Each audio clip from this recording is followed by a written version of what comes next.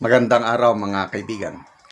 Bigyan natin ng reaction opinion itong post ng News 5. Ah, grabe. 1 billion na suhol daw para kay Madriaga para hindi magtistigo laban kay VP Sara. Ito, suhol kay Madriaga. Inalok umano si Ramil Madriaga, ang nagpakilalang bagman umano ni Vice President Sara Duterte, ng 500 million hanggang 1 billion na suhol para hindi tumistigo laban sa bise. Paglalahad ng abogadong si Attorney Raymond Palad.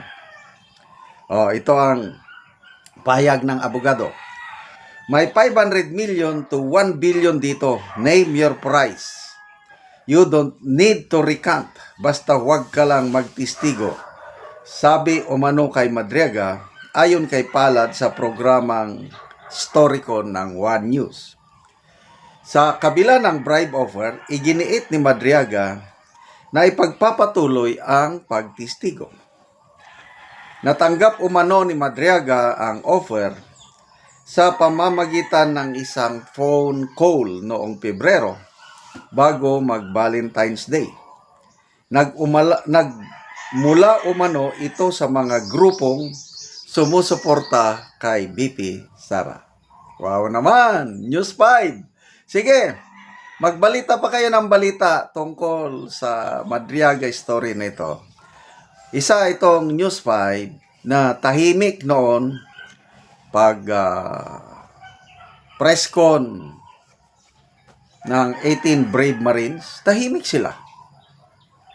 The following day, nung nagsalita si Trillanes na dinideny niya ang aligasyon, saka na lang nag-post ang News 5. Palakpakan po natin ang News 5. Talagang very professional, very fair ang kaniyang reporting. Sige lang. Sige nga, tingnan natin ha. Kasi hindi mo maluloko ang taong bayan. Dito sa people who reacted, naniniwala pa ba ang mas marami sa taong bayan o netizens sa post ng News 5? Bera. 69,000 ang nag-react. 61,000 ang tumatawa.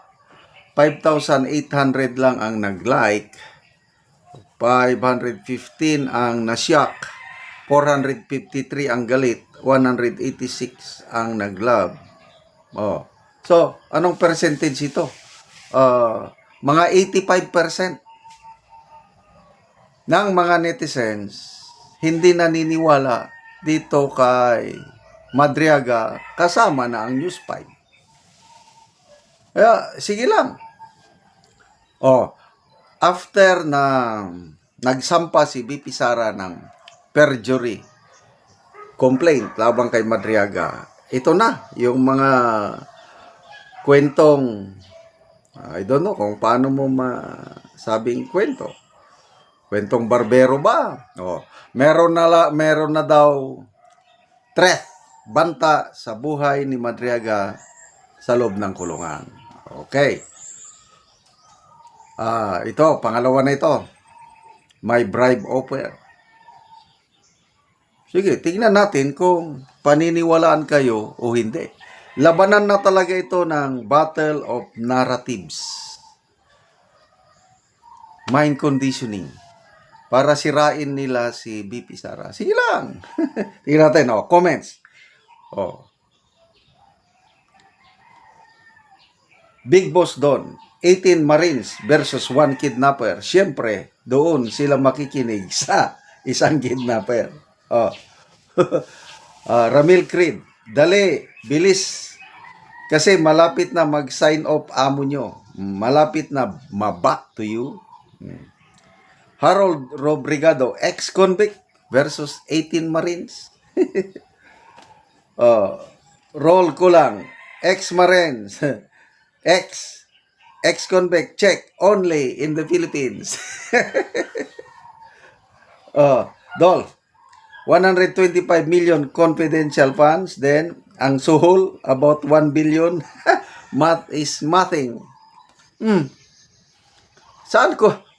Sabi, mga grupo nga sumusuporta kay BP Sara. Sino kaya ang gagastos ng 1 billion para sa isang ex-convict? Ano ang epekto ng testimonyo ng isang ex-convict sa impeachment trial?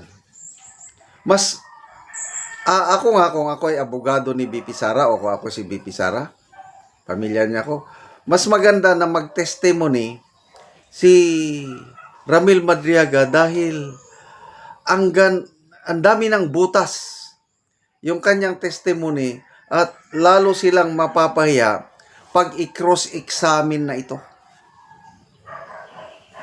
Sana nga mabilisan ang pagresolusyon ng piskalya yung perjury complaint ni sinampa ni BP Sara.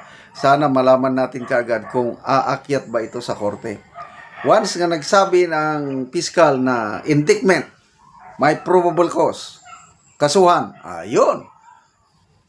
Lalong lalakas ngayon ang panig ni BP Sara. So, 100 billion. Saan kukuha si BP Sara ng 100 billion? O mga supporters niya? Isa pa man lang ang nag-declare ng suporto sa kanya na bilyonaryo. Si Manong Chavit Singson. Kung ako si Manong Chavit, gagastos ako ng 1 billion para pigilan ko ang isang it does not make sense. Talagang ang abogado nga taon naman talaga, hindi naman lahat hindi na lang ako kasi ang dami kong kaibigan mga abogadong matitino. Kailan kung ganito, abogado ka ng ganito, magpabricate kayo ng kwento. Ayusin nyo naman yung kwento nyo. I don't know, sinong gumawa yung affidavit ni Grabe, nagpakilala na taga PSG, nagturo sa PSG, civilian. Ganun pa lang eh. Ang hirap ma-assign sa PSG, tapos civilian ka, magturo ka pa. Talagang 8-8. Yung gumawa ng affidavit na yun, kung sino ang gumawa ng kwento, napaka 8-8 talaga. Salamat mga kaibigan sa inyong pagsubaybay sa ating channel. Nakakatulong kayo ng malaki sa tribong Talandig ng Bukidnon dahil ang sweldo natin sa channel na ito is pantulong po sa tribo. Namimigay tayo ng libreng yero at pako para makapagpatayo sila ng mas maayos na tirahan. Panoorin nyo ang video na ito. Muna ni ang gihatag na mo ngayon ni tatay, so gitabangan lang siya sa iyang anak.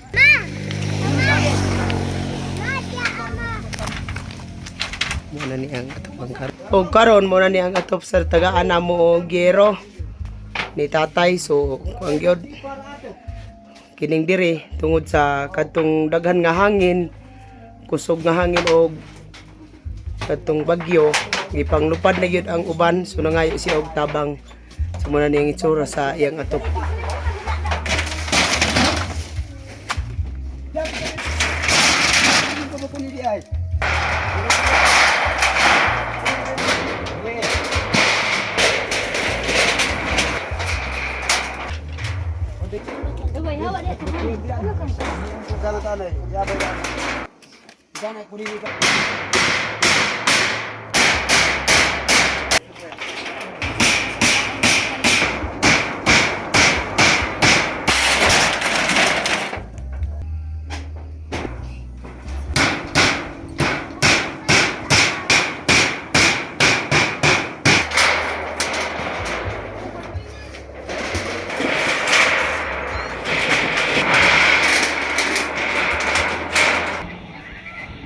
Kung karon managit sa pag-atop ang gihatag namo nga yero ang ante, so maayo na gid ang iyang atop.